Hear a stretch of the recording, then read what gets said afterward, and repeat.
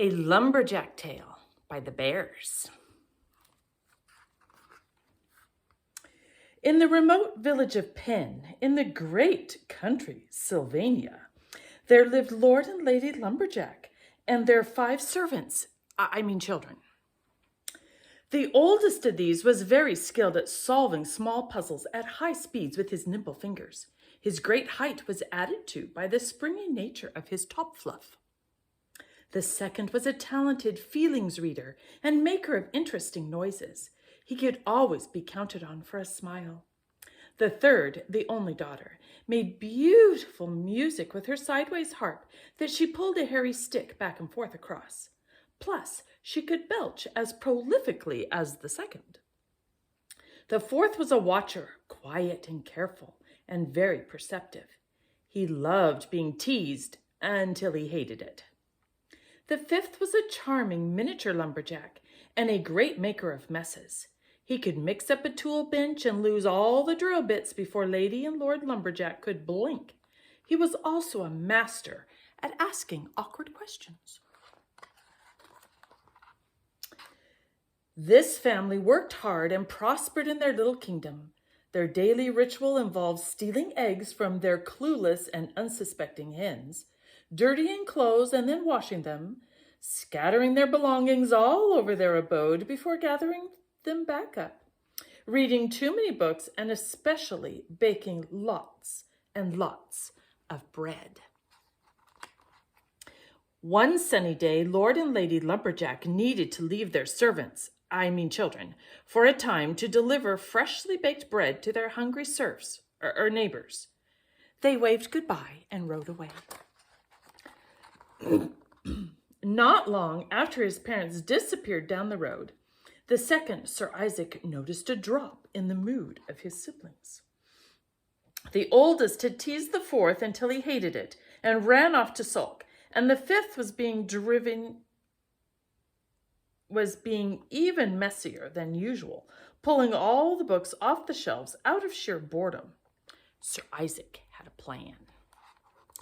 Wrapped up in an epic 5,000-page fantasy novel full of too many characters and backstories no one cares about, it took the oldest, Sir Spence, an extra moment or two to notice the strange sound coming from the outer courtyard. Creak. The sound was like a door, slowly and slyly being opened. Creak. There it was again. Sir Spence was immediately on his guard. With great haste and his sense of important urgency, he finished reading to the end of the chapter, and then only read one more chapter before quickly finding a bookmark and going to investigate. Creak! It almost sounded like the door was becoming impatient.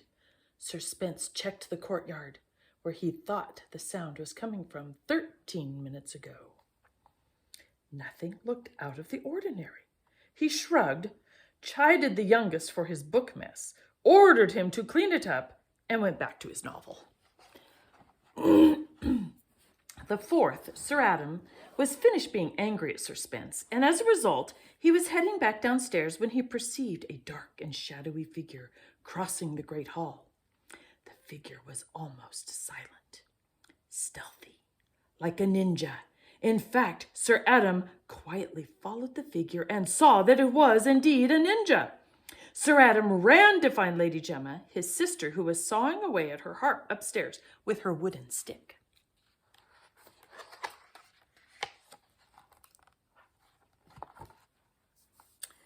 "Lady Gemma!" Sir Adam cried. They were very formal children. He burst into her room. "There is a ninja sneaking around downstairs. I think he is headed straight for our kitchen. Perhaps he means to rob the larder." Lady Gemma set the harp aside, but held onto the stick, brandishing it like a weapon. "Lead me to him, Sir Adam." Together the pair tiptoed and sometimes galloped their way to the kitchen. Lady Gemma had a thing for horseplay.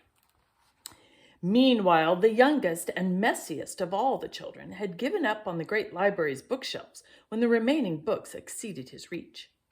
He crawled from the pile and realized his stomach was making noises. The kitchen sounded like an excellent destination. He found a stool, pushed it to a counter, scaled the defenses, and found the honey pot. He dipped and sipped, feeling very pleased with himself.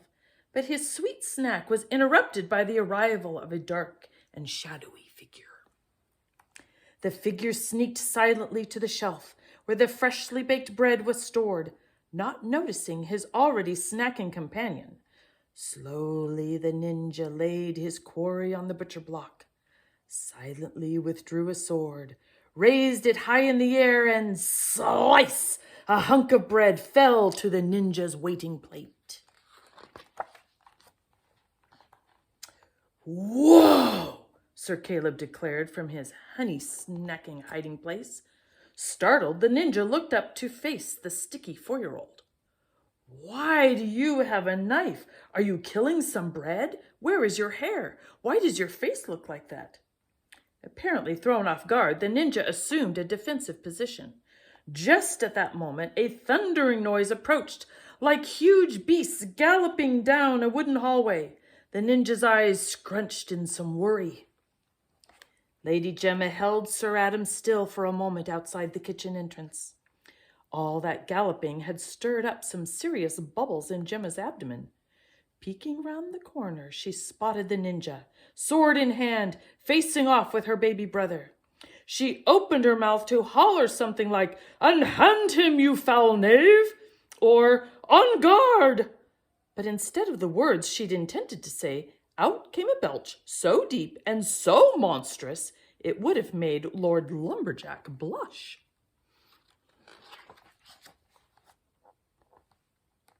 The belch shook the walls. Even Sir Spence set his book down, after only reading to the bottom of the page, to come and find out what was happening. The ninja was frozen in astonishment, and Sir Spence dashed over to the villain's hands. Dashed over to tie the villain's hands in a super-fast knot with his nimble fingers.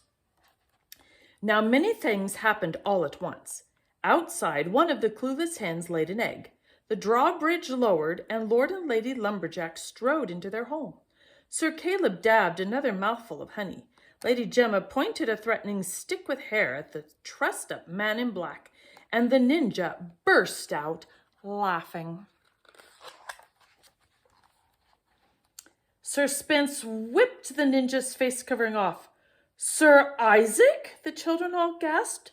"'Tis I," he agreed, and with a grin, Sir Isaac performed his specialty flourishing bow that would have had more flourish if his hands hadn't been tied up. "I felt that our home required some lightening up. You're all very welcome." Lord Lumberjack folded stern arms across his flannel chest. Lady Lumberjack surveyed the scene and sighed. "It appears, my peasants, that you will have to perform your gathering chores early to return all the items in our abode to their rightful places." "This is delicious," said Sir Caleb from the pantry, smacking his lips. In a trice, and with only 7 or 8 lectures and threats of time out, all misplaced items were returned. Sir Caleb was hosed off, and Lord Lumberjack sliced the ninja's loaf of delightful bread, divvying it out to his family with a generous swirl of honey. The end.